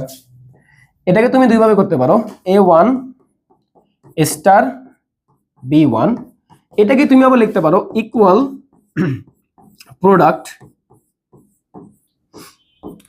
এবং আমাদের কি কি গুণ করা লাগবে? A1, B1। তাহলে আমাদের স্প্রেডশিটে গুণ করার পদ্ধতি কয়টি? স্প্রেডশিটে গুণ করার পদ্ধতি 2টি। স্প্রেডশিটের রেঞ্জ বোঝানো হয়েছে কোনটি দিয়ে? এখন শোনো, রেঞ্জ ধরে নাও তুমি A1 বললা,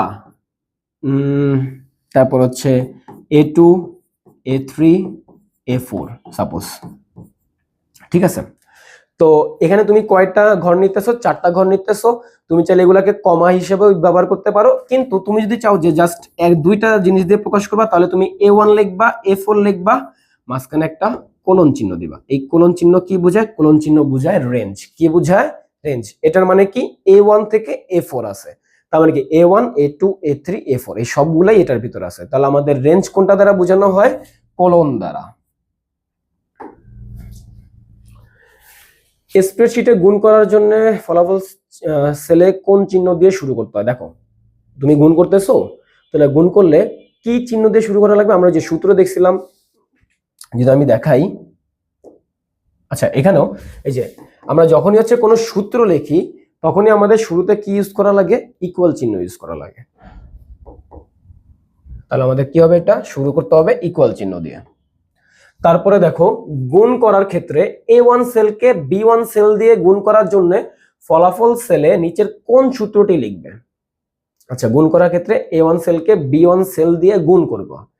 আচ্ছা, তাহলে ফলাফল সেলে কোন সূত্রটি লিখবা? দেখো প্রথমত শুরু করতে হবে ইকুয়াল দিয়ে, তারপরে কি A1, তারপরে কি স্টার, তারপরে কি B1। তাহলে এটাই হচ্ছে আমাদের রাইট অ্যান্সার। তারপরে কি গুণ করার প্রক্রিয়া কয়টি? একটু আগে আমি তোমাকে বলছিলাম যে আমাদের স্প্রেডশিটে গুণ করার পদ্ধতি কয়টি? 2টি। প্রথমত কি ইকুয়াল দিয়ে জাস্ট ওই দুটোকে গুণ করে দাও, অথবা ইকুয়াল দিয়ে প্রোডাক্ট দিয়ে তারপরে ফার্স্ট ব্র্যাকেটের ভিতরে ওই দুটো সেলকে কমা দিয়ে লিখে দাও। তাহলে কি হবে? 2টা। এমএস এক্সেল এ গুণ করার ফাংশন কোনটি? আমরা কি দিয়ে করছিলাম? প্রোডাক্ট দিয়ে করছিলাম, তাই না? প্রোডাক্টের বাংলাটি হচ্ছে গুণ। ই নং কলাম এবং 12 নং সারি। দেখো তাহলে আমাদের কি হবে? এটা E12, ওই যে আমরা কি লিখছিলাম B1 যে লিখছিলাম, ওটা মানে কি বি কলাম আর কি 1 নাম্বার সারি। তাহলে আমাদের যদি ই কলাম হয় তাহলে কি ই আসবে, আর 12 নং সারির জন্য তার পাশে 12 চলে আসবে, তাহলে কি E12। স্প্রেডশিটে শতকরা হার বের করার ফর্মুলা কোনটি? এখন দেখো শতকরা, কোনো একটা কিছু তুমি শতকরা বের করতেছো, তাহলে সেটা কি হবে? পার্সেন্ট দিয়ে তো করা লাগে, তাই না? তাহলে দেখো এখানে পার্সেন্ট কোন জায়গায় আছে? যে এটা আছে, তাহলে আমাদের এটা অ্যান্সার।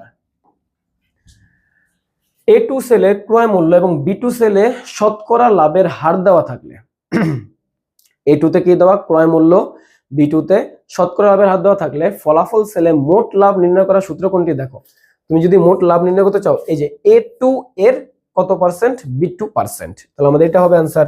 A2 এর মানে কি ক্রয় মূল্যের এত পার্সেন্ট শতকরা লাভ, ঠিক না? তাহলে কি ক্রয় মূল্য ইনটু B2 এত পার্সেন্ট।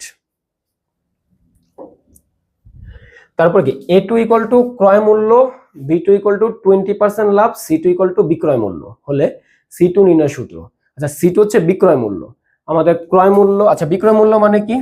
বিক্রয় মূল্য মানে হচ্ছে আমাদের ক্রয় মূল্য প্লাস আমরা হচ্ছে কতটুকু লাভ করতেছি, তাই না এখানে? তাহলে আমাদের যদি বিক্রয় মূল্য বের করা লাগে, তাহলে ক্রয় মূল্যের সাথে কি যোগ করা লাগবে? আমাদের লাভটা যোগ করা লাগবে। তার মানে কি A2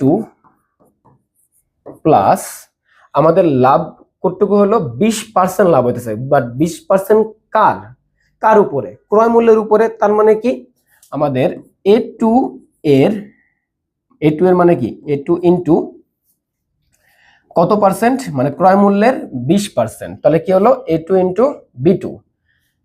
তাহলে আমাদের অ্যান্সার কত হবে? Equal A2 plus A2 into B2। এখন তুমি আমাকে একটা কোশ্চেন করতেই পারো যে আচ্ছা আমরা তো এখানে তাহলে পার্সেন্ট চিহ্ন কেন দেই নাই? আমাদের তো কি এই যে ক্রয় মূল্যের B2%, কথাটা এরকম হওয়া উচিত ছিল না? বাট তুমি খেয়াল করো B2 তে অলরেডি 20% লেখা আছে, ওইখানেই পার্সেন্ট দেওয়া আছে। যদি ওইখানে পার্সেন্ট দেওয়া না থাকতো আমরা সূত্রের ভিতরে পার্সেন্ট ইউজ করতাম, এটা অলওয়েজ খেয়াল রাখবা। যদি আমরা যে সামনে দেখাই, সামনে ক্লিয়ার হয়ে যাবে। এখানে আমাদের কি বলা হয়েছে? 1500 এর লাভ হচ্ছে কত? 15%। এখানে পার্সেন্ট সিম্বলটা দেওয়া নেই, শুধুমাত্র মানটা দেওয়া আছে, তাহলে বিক্রয় মূল্য কত হবে?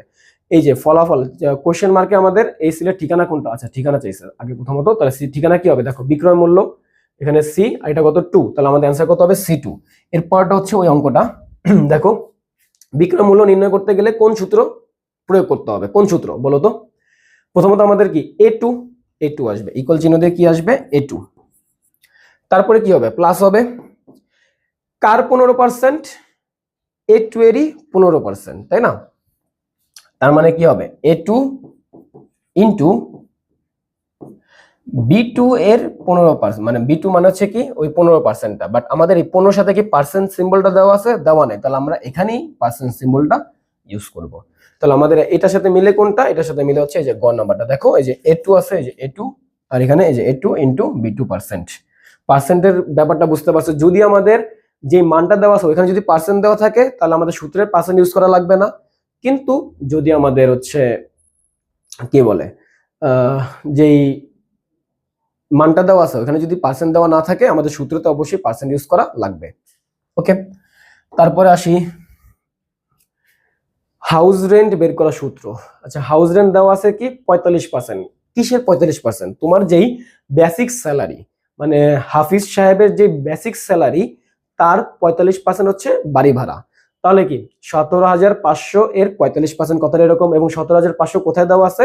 দেওয়া আছে হচ্ছে B2 তে, যে বি কলাম আর কি 2 সারি। তাহলে B2 এর 45%, তাহলে এটা কি হবে? এই যে ইকুয়াল টু B2 ইন্টু 45%। তারপরে কি হাফিজ এর নিট বেতন কত? আচ্ছা, হাফিজ কি করতেছে? প্রথমত হাফিজ করতেছে হচ্ছে, দেখো 17,500 টাকা ওর হচ্ছে স্যালারি, 17,500। আমাদের হাউস রেন্ট কত? হাউস রেন্ট হচ্ছে 45%। এটা কি অ্যাড হবে নাকি মাইনাস হবে? অবশ্যই মাইনাস হবে। তাহলে কি মাইনাস এইটার মানে 17,500 এর 45%। তারপরে ওনার মেডিকেল অ্যালাউন্স কত? 900। এটা হচ্ছে আমাদের যোগ হচ্ছে। আর কল্যাণ তহবিল চাঁদা, অবশ্যই এটাও মাইনাস হবে, কারণ কি সে হচ্ছে চাঁদা দিতেছে। তাহলে কি হবে? মাইনাস 350। তো ক্যালকুলেট করে যেটা আসে আমাদের ওটাই হচ্ছে রাইট অ্যান্সার হবে। ঠিক আছে, ওকে। হাফিজ সাহেবের বেসিকের সাথে বাড়ি ভাড়া যোগ করা সূত্র কোনটা? আচ্ছা, বেসিক এইটা, বাড়ি ভাড়া এইটা। তাহলে বেসিক হচ্ছে আমাদের B2, বাড়ি ভাড়া হচ্ছে C2। তাহলে কি ইকুয়াল B2 প্লাস C2। আর C2 আমরা কি পড়ছিলাম? দেখো তো C2 পড়ছিলাম হচ্ছে এটা বেসিকটারই 45%। তার মানে কি B2 এর 45% কথাটা এরকম, তাই না? আচ্ছা, তাহলে কি হবে? এই যে B2 প্লাস B2 এর 45%, এই যে, তাহলে এটা 2 নাম্বারটা হচ্ছে আমাদের রাইট অ্যান্সার। এবং একই সাথে যদি দেখি যে উপরেটা যে আমরা B2 প্লাস C2 লিখছিলাম, তাহলে 2 আর 3 আমাদের রাইট অ্যান্সার। তাহলে কি হবে অ্যান্সার? 2 এবং 3। আচ্ছা, আমাদের সর্বশেষ চ্যাপ্টার 2 তে চলে আসছি। তো চ্যাপ্টার 2 তে কি দেওয়া আছে দেখো। ডিস্ক ক্লিন আপের কাজ কি? ডিস্ক ক্লিন আপের কাজ হচ্ছে দেখো, মেমোরির জায়গা বাড়ানো, কম্পিউটারের কাজের গতি স্থিতিশীল করা, কম্পিউটারের কাজের গতি বাড়ানো, ভাইরাস প্রতিরোধ করা। ডিস্ক ক্লিন আপের কাজটা কি? কম্পিউটারের কাজের গতি বাড়ানো। নেক্সট কোশ্চেন, কম্পিউটার সচল ও গতিশীল রাখতে কি প্রয়োজন? দেখো, রেজিস্ট্রি ক্লিন আপ সফটওয়্যার ব্যবহার করতে হবে, ইন্টারনেট সংযোগ টেবিল ফাইল। আচ্ছা, ঠিক আছে, এটা হচ্ছে কি আমাদের রেজিস্ট্রি ক্লিন আপ সফটওয়্যার ব্যবহার করতে হবে। ক্যাশ মেমোরি পরিষ্কার করতে কে সাহায্য করে? হার্ডওয়্যার। তারপরে কি হার্ড ডিস্কের ধারণ ক্ষমতা বাড়ানোর জন্য কি প্রয়োজন? ধারণ ক্ষমতা বাড়ায় কে? Disk clean up. ইন্টারনেট ব্যবহারের ফলে কুকিজ কোথায় জমা হয়? ক্যাশ মেমোরিতে কুকিজ জমা হয়। টেম্পোরারি ফাইল বেশি হলে কি ঘটে? কম্পিউটার স্লো হয়ে যায়। ডিস্ক ক্লিন আপ ও ডিফ্র্যাগমেন্টারের কাজটা কি? হার্ড ডিস্কের জায়গা খালি করে, মেমোরি থেকে ভাইরাস দূর করে, ফাইলগুলোকে সাজিয়ে কম্পিউটার গতিশীল করে। হার্ড ডিস্কের জায়গা খালি করে এবং কি ফাইলগুলোকে সাজিয়ে কম্পিউটারকে গতিশীল করে। 1 এবং 3। তারপরে কম্পিউটারে সর্বপ্রথম কোন সফটওয়্যার ইনস্টল করতে হয়? অবশ্যই সেটা অপারেটিং সিস্টেম সফটওয়্যার ইউজ করতে হয়। ওকে, সফটওয়্যার ডিলিট করার ধাপ কয়টি? 12টি। মুখস্থ করা, কিছু করার নেই। রান কমান্ড সক্রিয় করার জন্য কোন প্রক্রিয়া কোনটি? Run command. এটা হচ্ছে উইন্ডোজ কিবোর্ড থেকে উইন্ডোজ কি ইউজ করবা, তার সাথে কি ক্লিক করবা? আর, উইন্ডোজ আর। ভিএলসি মিডিয়া ইনস্টল করার ধাপ কয়টি? 8টি। মুখস্থ করে ফেলবা। কোন সফটওয়্যার আনইনস্টল করতে প্রথমে কোনটিতে যেতে হবে? আচ্ছা, যখনই আমরা আনইনস্টল কোনো একটা প্রোগ্রাম করব তখন আমাদের কোথায় যেতে হবে? আমাদের যেতে হবে কন্ট্রোল প্যানেলে। তো এখানে কন্ট্রোল প্যানেল কোথায় লেখা আছে দেখো, স্টার্ট বাটন থেকে কন্ট্রোল প্যানেলে। সফটওয়্যার আনইনস্টলের সময় তার কিছু অংশ থেকে যায়, এই থেকে যে অংশ কোথায় পাওয়া যাবে, এটা পাওয়া যাবে হচ্ছে রেজিস্ট্রি ফাইলে।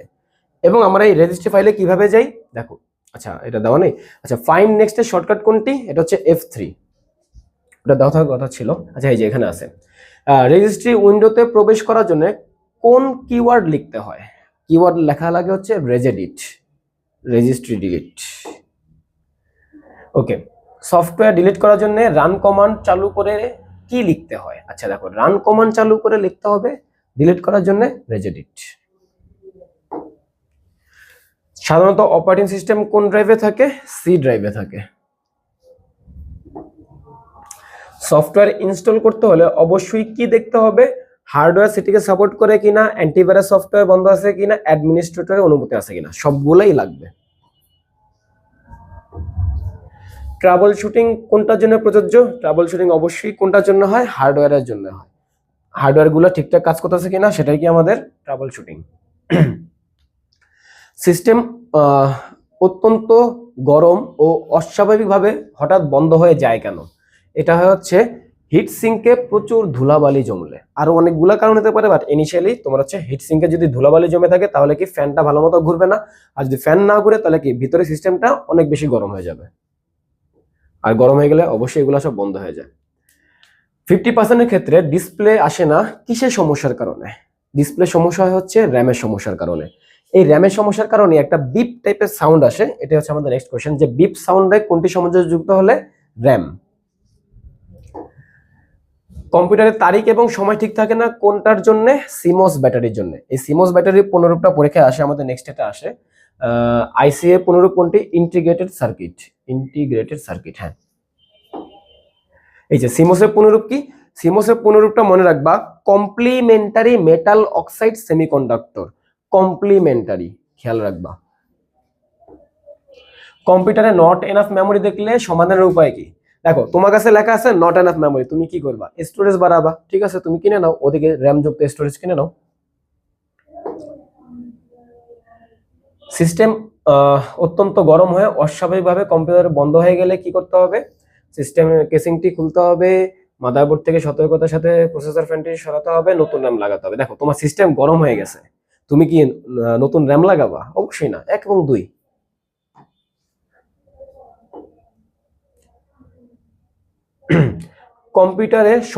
কম্পিউটার সঠিকভাবে চলছে কিন্তু সেটি মনিটরে কিছু দেখতে পাওয়া যাচ্ছে না, এক্ষেত্রে সাধারণ ট্রাবল শুটিং কি হয়, আচ্ছা ঠিক আছে মনিটর যেহেতু সমস্যা করছে, এর মেইন প্রবলেম হচ্ছে র্যামের কারণে, তাহলে কি করব, র্যাম স্লট থেকে হচ্ছে র্যামটা সরায় নেব এবং ইরেজার দিয়ে, রাবার দিয়ে হচ্ছে সেটাকে ঘষে ঘষে পরিষ্কার করব, ব্রাশ দিয়ে সবগুলি র্যাম স্লটকে পরিষ্কার করা, ঠিক আছে। র্যাম ইনস্টল না করে সিস্টেম চালু করে বিপ সাউন্ড খেয়াল করা, আছে এখানে সবগুলোই অ্যান্সার হবে। র্যামের পুনরূপ কি, র্যামের পুনরূপ হচ্ছে র্যান্ডম অ্যাক্সেস মেমোরি, এবং এই র্যামটা হচ্ছে অস্থায়ী মেমোরি হয়, র্যাম কি হয়, অস্থায়ী মেমোরি হয়। তাহলে আমাদের অ্যান্সার কি হবে, 1 এবং 3, অস্থায়ী স্মৃতি আর কি র্যান্ডম অ্যাক্সেস মেমোরি। 1 এবং 3 কোথায় আছে, এখানে আছে। আমরা টোটাল 4টা চ্যাপ্টার কমপ্লিট করলাম, চ্যাপ্টার 2, চ্যাপ্টার 4, চ্যাপ্টার 5, চ্যাপ্টার 6। এই 4টা চ্যাপ্টারের যতগুলো ইম্পর্টেন্ট এমসিকিউ ছিল সবগুলো হচ্ছে আমরা এই একটা ভিডিওতে কভার আপ করে দিলাম। তুমি যদি মনোযোগ দিয়ে এই ভিডিওটা দেখে থাকো তাহলে আপাতত তোমার মোটামুটি আইসিটি প্রিপারেশন শেষ, তুমি হচ্ছে ভালো করে এক্সাম দিও। আল্লাহ হাফেজ।